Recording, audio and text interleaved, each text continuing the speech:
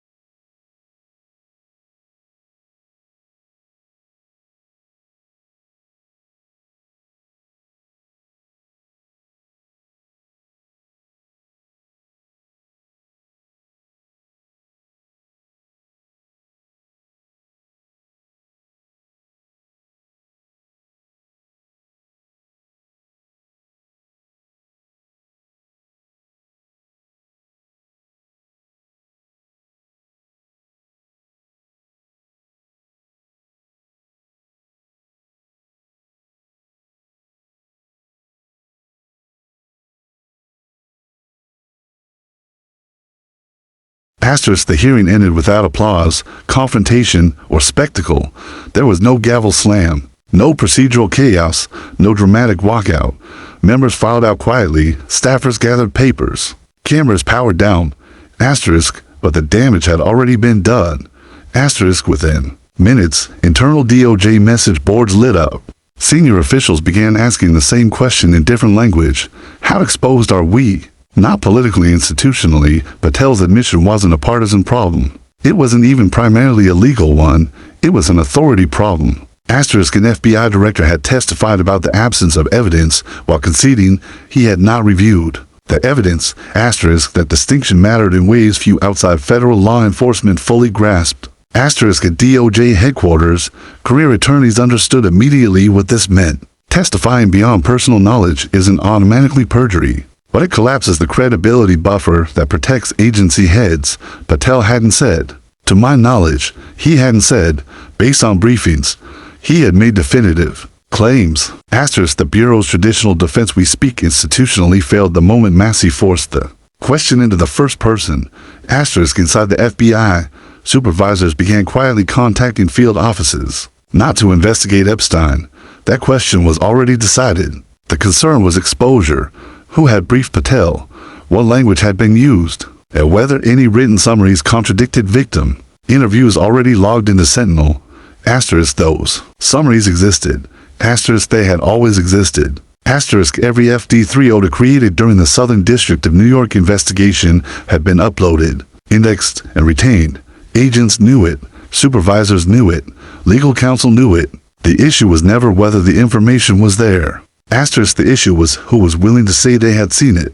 Asterisk, cable news reacted unevenly. Liberal networks focused on intelligence implications. Conservative outlets hesitated, uncertain whether this was an attack on their FBI director or a revelation too large to ignore. The usual partisan reflexes failed to activate cleanly. Asterisk, by evening, legal analysts converged on a narrower point. This wasn't about releasing names. It wasn't about Epstein's crimes. It was about testimony standards. Asterisk, a former DOJ ethics official summarized it bluntly. Asterisk, when an agency head claims there's no evidence, Congress is entitled to assume that person reviewed the evidence. Otherwise, the statement is meaningless. Asterisk, behind the scenes, Patel's advisors urged restraint. No press conference. No clarification. Any attempt to clean up the testimony risked worsening the problem. Asterisk, the problem wasn't that Patel hadn't read everything. Asterisk, the problem was that he hadn't read enough to speak definitively. Asterisk, and Massie had proven it. Asterisk, section 2. What the FD302s actually are. Asterisk, to understand why the admission mattered, one must understand what an FD302 is and what it is not. Asterisk, an FD302 is not a casual note. It is not rumor. It is not unverified hearsay casually tossed into a file. Asterisk, it is a formal FBI interview summary prepared by an agent, reviewed by supervisors, and entered into federal investigative systems. It records what a witness or victim said, in their words as accurately as possible, often within hours or days of the interview. Asterisk, FD302s are treated seriously because they are evidence, not conclusions, but inputs. They are the raw material from which investigations are built. Asterisk, in the Epstein case, thousands of FD302s were generated during the 2019 Southern District of New York investigation. Many came from victims who had already testified in civil proceedings. Others came from individuals who had never previously spoken to law enforcement. Asterisk, these interviews were not speculative. They were specific. Asterisk, victims described locations, travel, schedules, intermediaries, payments, security procedures, and critically other men present during their abuse. Asterisk, some names appeared once. Others appeared repeatedly across unrelated interviews. Asterisk, this matters because credibility in federal investigations is cumulative. When separate witnesses, interviewed independently, name the same individuals, that information is flagged, not dismissed.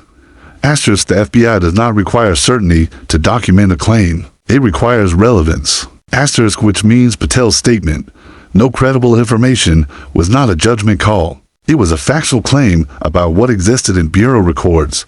Asterisk, Massie knew this. Asterisk, that's why he didn't argue interpretation. He asked about review. Asterisk, if Patel had said, I reviewed them and found them unreliable. That would have been controversial but defensible. Instead, Patel admitted he never looked. Asterisk, which raised a more disturbing possibility that no one expected him to. Asterisk Section 3. How investigations narrow without closing. Asterisk, the Epstein investigation was never formally closed in the way the public imagines. It was narrow. Asterisk, this distinction is critical. Asterisk, federal investigations can remain open while being functionally dormant. Leads can be deprioritized. Resources can be reassigned. Supervisors can request additional corroboration knowing it will never arrive. Asterisk, this is how politically sensitive cases die quietly. Asterisk, agents familiar with the Epstein file described a pattern. Early enthusiasm followed by caution, followed by silence. Requests for subpoenas stalled. Interviews were postponed indefinitely. Coordination meetings were canceled. Asterisk, nothing was denied outright. It was simply never approved. Asterisk, by 2020, Epstein-related work had become career risky. Agents learned quickly which topics drew warnings from supervisors. The message was implicit but clear. This goes nowhere. Asterisk, the presence of high-status names created an enforcement paradox. The stronger the implications, the greater the institutional resistance. Asterisk, it was safer to not know. Asterisk, which explains why Patel's admission was so revealing. It aligned perfectly with the internal culture surrounding the case. Asterisk, the Bureau hadn't concluded there were no names. Asterisk, it had concluded that knowing the names was undesirable. Asterisk, Section 4, Intelligence Adjacency and Jurisdictional Fog. Asterisk, Massie's decision to introduce intelligence-related documents was deliberate. He wasn't alleging conspiracy. He was establishing jurisdictional confusion. Asterisk, when criminal conduct intersects with intelligence assets, real or perceived law enforcement agencies often hesitate, not because of formal prohibition, but because of ambiguity. Asterisk, who owns the case. Asterisk, who has authority. Asterisk, who bears responsibility if something goes wrong. Asterisk, Epstein existed squarely in that gray zone. Whether he was an intelligence asset was almost beside the point. What mattered was that senior officials believed he might be or might have been protected. Asterisk, that belief alone is enough to freeze action. Asterisk, agencies defer. Files are siloed. Information sharing slows. Asterisk, Patel's conditional answers about CIA files reflected this reality. He didn't deny their existence. He acknowledged uncertainty. Asterisk, uncertainty is corrosive in oversight. Asterisk, if no one can say definitively what exists, no one can be held accountable for ignoring it. Asterisk, Section 5. 3 administrations. Same outcome. Asterisk, perhaps the most uncomfortable truth was that responsibility could not be localized. Asterisk, the Epstein files spanned administrations. Republican and Democratic attorneys general had access. FBI directors changed. U.S. attorneys rotated. Asterisk, nothing changed. Asterisk, that continuity suggested the problem was structural, not political. Asterisk, each administration inherited the same dilemma, pursuing the full scope of the Epstein network risked exposing failures, compromises, and protections that predated them. Asterisk, the safest option for everyone was institutional inertia. Asterisk, Massie disrupted that equilibrium by reframing the issue. He didn't ask why nothing was done. Asterisk, he asked how someone could claim knowledge they didn't have. Asterisk, that question bypassed ideology. It forced accountability into the present tense. Asterisk, Section 6. Why this moment was different. Asterisk, congressional hearings often generate outrage without consequence. This one did not. Asterisk, because the exposure wasn't speculative, it was procedural. Asterisk, Patel didn't deny the existence of documents. Asterisk, he didn't dispute their contents. Asterisk, he didn't challenge Massie's characterization. Asterisk, he admitted he hadn't reviewed them. Asterisk, that admission could not be reframed as partisan bias or media distortion. Asterisk, it stood on its own. Asterisk, and it raised a final, unavoidable question, one that extended beyond Epstein, beyond Patel, beyond even the FBI. Asterisk, how many other times has institutional authority spoken confidently about facts it never examined? Asterisk, and how would anyone know until someone asked the simplest question possible?